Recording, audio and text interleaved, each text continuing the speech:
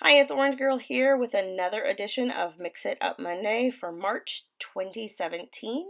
This month we are creating texture on our page by using some sort of wet media. I am using Texture Paste. It's a transparent matte texture paste. The look that I'm going for here is going to be kind of a light and airy layout. I don't want a ton of color on my page, which is kind of not normal for me.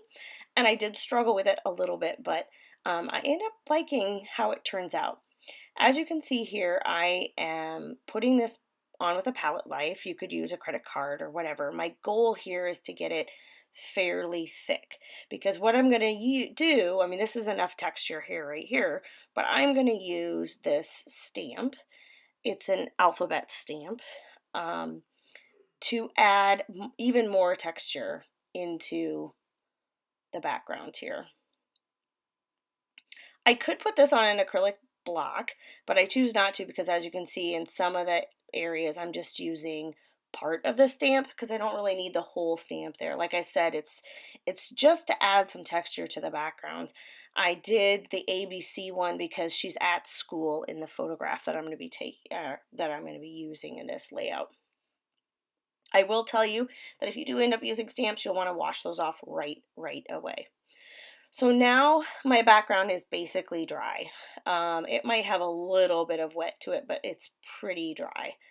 I took some Lawn Fawn ink, stamping ink called Celery Stick.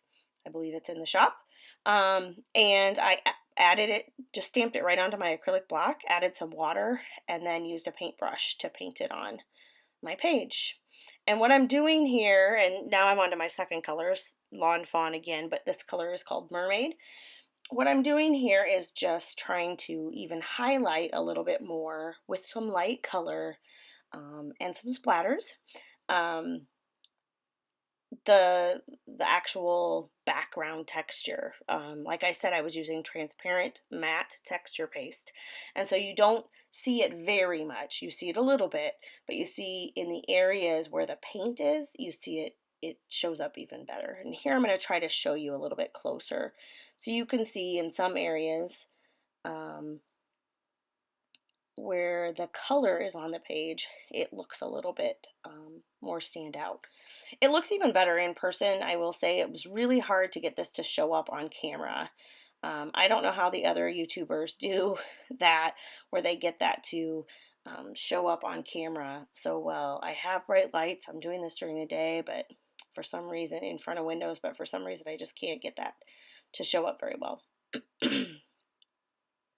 So now I've ripped the top of my page and I'm adding that black polka dot paper to the back, which I think is from the Hazelwood collection, excuse me, silly me. I am now going to fiddle around with my background. Like I said, my goal is light and airy, so I really am not putting too much on here.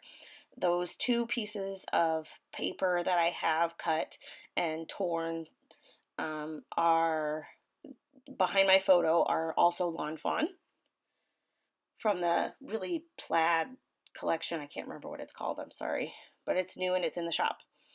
I fussy cut a few flowers and now I'm fussy cutting a few more with my fancy scissors that I got from my sister-in-law.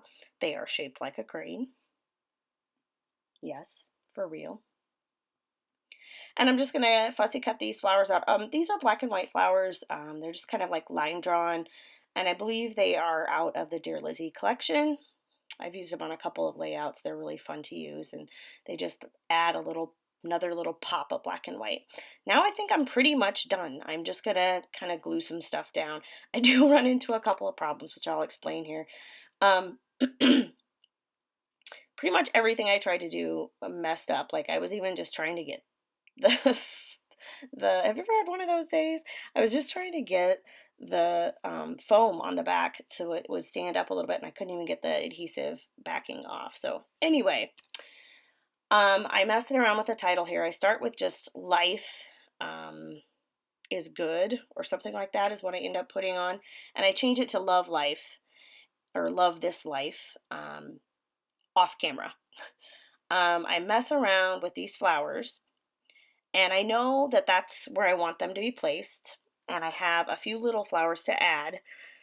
But I decide that I want to put some thread behind it, some tangled thread.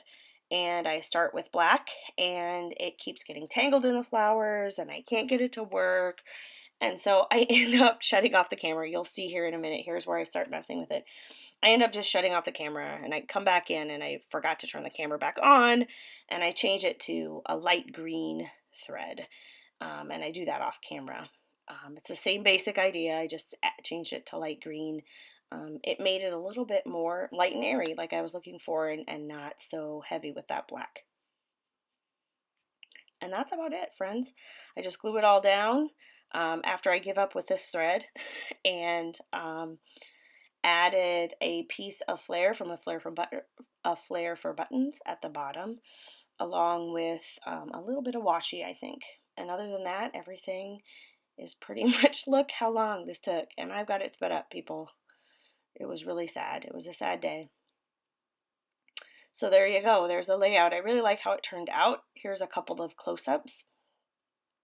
There's the change in thread color.